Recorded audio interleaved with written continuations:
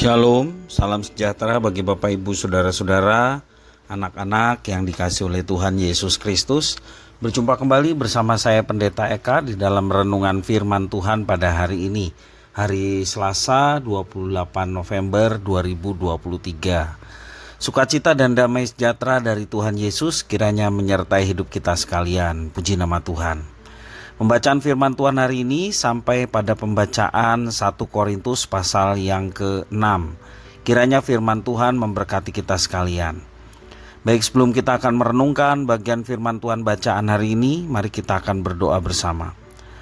Tuhan Bapa di sorga, di dalam nama Tuhan Yesus, kami bersyukur dan berterima kasih buat kasih setia dan pemeliharaan Tuhan atas hidup kami sampai hari ini. Biarlah semua kebaikan Tuhan yang kami alami sungguh menjadikan kami semakin dekat dengan Tuhan, semakin mengenal pribadi Tuhan yang membawa kami untuk menjadi pribadi yang taat akan firman-Mu. Karena itu kami mau terus menggali firman Tuhan, memahaminya, serta kami mau menerapkannya. Roh Kudus beserta dengan kami sehingga kami dapat menjalankan semuanya itu dengan baik. Terima kasih Bapa, inilah diri kami sedia belajar firman Tuhan. Demi nama Yesus kami berdoa. Haleluya. Amin. Saya akan membacakan 1 Korintus pasal yang ke-6 ayat 1 sampai yang ke-11. Demikian firman Tuhan. Apakah ada seorang di antara kamu yang jika berselisih dengan orang lain berani mencari keadilan pada orang-orang yang tidak benar dan bukan pada orang-orang kudus? Atau tidak tahukah kamu bahwa orang-orang kudus akan menghakimi dunia? Dan jika penghakiman dunia berada dalam tanganmu, tidakkah kamu sanggup untuk mengurus perkara-perkara yang tidak berarti? Tidak tahukah kamu bahwa kita akan menghakimi malaikat-malaikat? Jadi apalagi perkara-perkara biasa dalam hidup kita sehari-hari.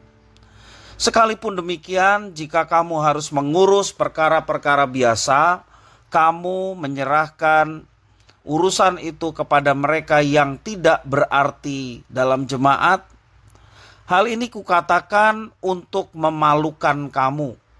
Tidak adakah seorang di antara kamu yang berhikmat, yang dapat mengurus perkara-perkara dari saudara-saudaranya? Adakah saudara yang satu mencari keadilan terhadap saudara yang lain dan justru pada orang-orang yang tidak percaya?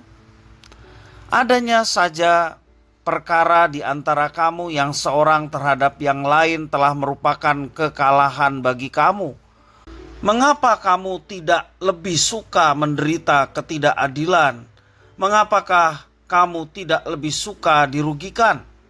Tetapi kamu sendiri melakukan ketidakadilan dan kamu sendiri mendatangkan kerugian, dan hal itu kamu buat terhadap saudara-saudaramu. Atau tidak tahukah kamu bahwa orang-orang yang tidak adil tidak akan mendapat bagian dalam kerajaan Allah? Janganlah sesat. Orang cabul, penyembah berhala, orang berzina, banci, orang pemburit, pencuri, orang kikir, pemabuk, pemfitnah, dan penipu tidak akan mendapat bagian dalam kerajaan Allah. Dan beberapa orang di antara kamu demikianlah dahulu. Tetapi kamu telah memberi dirimu disucikan, kamu telah dikuduskan, kamu telah dibenarkan dalam nama Tuhan Yesus Kristus dan dalam Roh Allah kita. Demikian firman Tuhan. Bapak Ibu saudara-saudara yang dikasihi Tuhan, kemanakah kita mencari keadilan? Masih adakah keadilan di dunia ini? Pertanyaan-pertanyaan seperti ini masih relevan di tengah dunia yang penuh ketidakadilan. Bahkan di pengadilan kita begitu sulit untuk mendapatkan keadilan. Bapak Ibu saudara-saudara yang dikasihi oleh Tuhan, di dalam 1 Korintus pasal 6 ayat 1 sampai 11 yang baru saja kita baca ulang, kita menemukan upaya jemaat Korintus dalam mencari keadilan. khususnya ketika ada masalah di dalam hubungan antar umat. Permasalahannya mereka tidak menyelesaikan perkara tersebut secara intern atau dalam internal jemaat, tetapi mereka malah membawa kasus dalam jemaat itu ke pengadilan sekuler, orang-orang dunia yang tidak mengenal jalan Tuhan. Dan bagi Rasul Paulus, ia menegur dengan keras, perkara ini merupakan kesalahan fatal. Seharusnya orang Kristenlah yang menjadi hakim atas dunia ini. Itu yang disampaikan oleh Rasul Paulus, dan memang firman Tuhan yang lain pun memberikan satu dukungan yang sama, bahwa orang Kristen ketika bersama dengan Tuhan akan menjadi hakim atas dunia, bahkan dikatakan kitab suci menjadi hakim atas malaikat-malaikat. Ada teks firman Tuhan yang mendukung mengenai hal ini. Dikatakan Yohanes pasal 5 ayat 22, Bapa tidak menghakimi siapapun, melainkan telah menyerahkan penghakiman itu seluruhnya kepada anak. Dalam Wahyu pasal 3 ayat 21 juga mengatakan, barang siapa menang, nah ini orang-orang percaya, barang siapa menang, ia akan kududukan bersama-sama dengan aku di atas tahtaku. Sebagaimana aku pun telah menang dan duduk bersama-sama dengan Bapakku di atas tahtanya. Nah, ketika orang percaya bersama-sama dengan Tuhan, maka orang-orang percaya pun bersama dengan Tuhan Yesus turut menghakimi. Dalam 2 Petrus pasal 2 ayat yang keempat, sebab jikalau Allah tidak menyayangkan malaikat-malaikat yang berbuat dosa, tetapi melemparkan mereka ke dalam neraka, dan dengan demikian menyerahkannya ke dalam gua-gua yang gelap untuk menyimpan mereka sampai hari penghakiman. Nah, di sini juga memberikan satu penjelasan secara implisit bahwa orang-orang yang bersama dengan Tuhan turut menghakimi dunia, bahkan menjadi penghakim bagi malaikat-malaikat. Nah, Bapak Ibu saudara-saudara yang dikasihi oleh Tuhan, di dalam teks firman Tuhan yang kita baca hari ini ada beberapa alasan mendasar mengapa Paulus melarang jemaat membawa persoalan masalah yang sedang mereka hadapi ke pengadilan sekuler. Yang pertama, hakim di pengadilan sekuler akan mengabaikan nilai-nilai Kristen dalam mengambil sebuah keputusan atau vonis. Dan yang kedua, umumnya orang datang ke pengadilan dimotivasi oleh balas dendam. Ini tidak boleh dilakukan oleh orang Kristen. Motivasinya sesungguhnya mencari keadilan, bukan balas dendam. Maka Rasul Paulus sangat menyayangkan ketika mereka justru membawa masalah jemaat ke pengadilan sekuler. Dan yang ketiga, mengapa Paulus melarang pengadilan sekuler? Membawa perkara saudara seiman ke pengadilan sekuler akan merusak kesaksian gereja Tuhan. Ini dalam konteks Korintus ya. Mereka dicegah oleh Paulus untuk menyerahkan perkara intern jemaat yang seharusnya bisa diselesaikan di antara jemaat, tetapi diselesaikan ke pengadilan sekuler. Ada 3 hal yang melandasi mengapa Rasul Paulus melarang. Nah, Bapak Ibu Saudara, dalam kehidupan kita sebagai orang Kristen, ada kalanya kita menderita karena ketidakadilan. Bagaimana kalau kita yang diperlakukan tidak adil, baik di antara saudara seiman, mungkin juga di luar sana.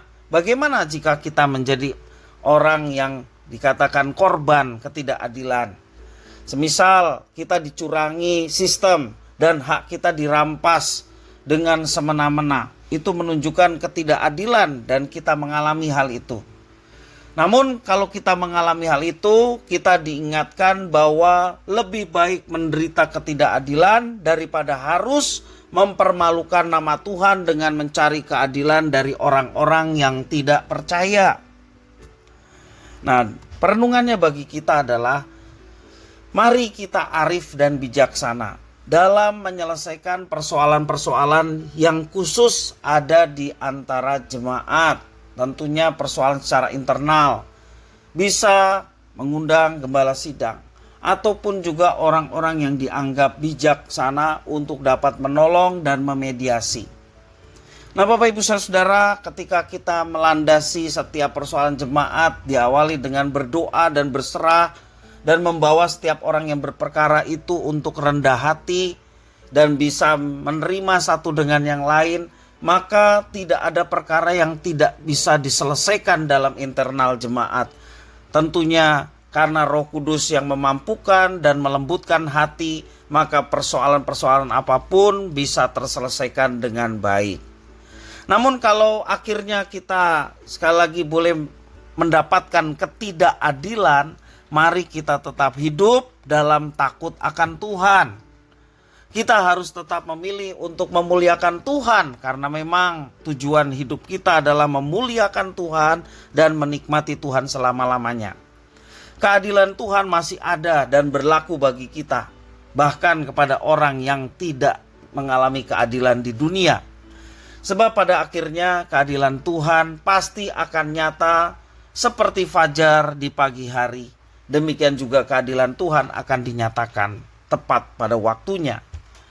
Mari kita meminta kepada Tuhan supaya Tuhan menunjukkan keadilannya dalam kehidupan kita. Di tengah dunia ini yang penuh dengan kabut ketidakadilan. Dan biarlah keadilan Tuhan itu boleh dinyatakan dalam kehidupan manusia. Kita pun senantiasa berlaku adil dengan sesama, kita bijaksana ketika kita menghadapi persoalan, tidak sembrono atau melakukan tindakan yang sesungguhnya merugikan diri kita dan juga sesama jemaat yang lain. Kiranya firman Tuhan memberkati kita sekalian. Mari kita berdoa. Tuhan Bapa di sorga, di dalam Yesus Kristus, terima kasih atas firman-Mu.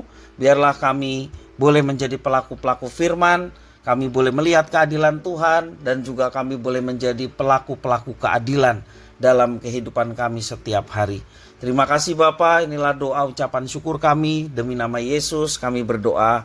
Haleluya. Amin.